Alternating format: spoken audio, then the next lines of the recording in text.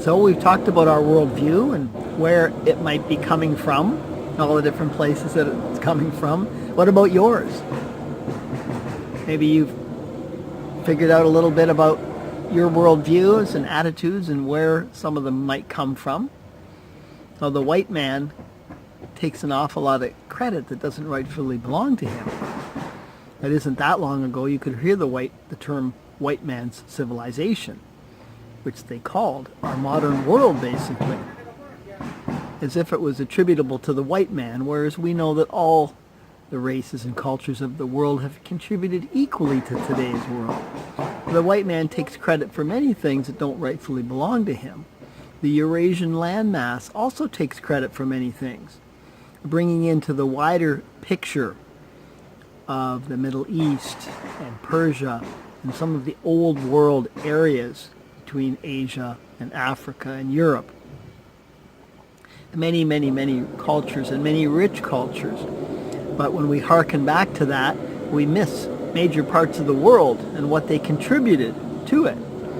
And we demean and diminish any of the efforts and the contributions and the gifts to the world, definitely in terms of the Western Hemisphere indigenous. So the Eurasian landmass takes credit.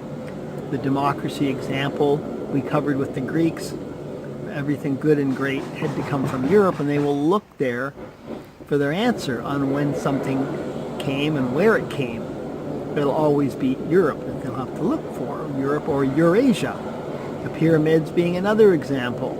Everybody knows about the 3 pyramids, but what about the 1,000+ pyramids?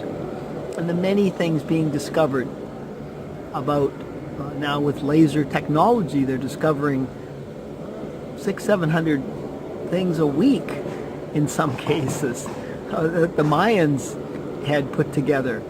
Now, jungle covers things up much quicker than, let's say, 3 pyramids sitting in the desert that sit there for hundreds and hundreds of years. The jungle, within a few years, the jungle covers up everything, and it's just a hill.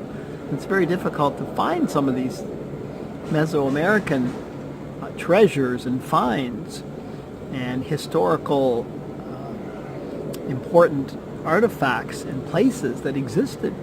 The Appian Way, the Roman, about 300 miles, about 500 kilometers, whereas the Royal Road in the Andes, each of those roads is about 5,000 kilometers long.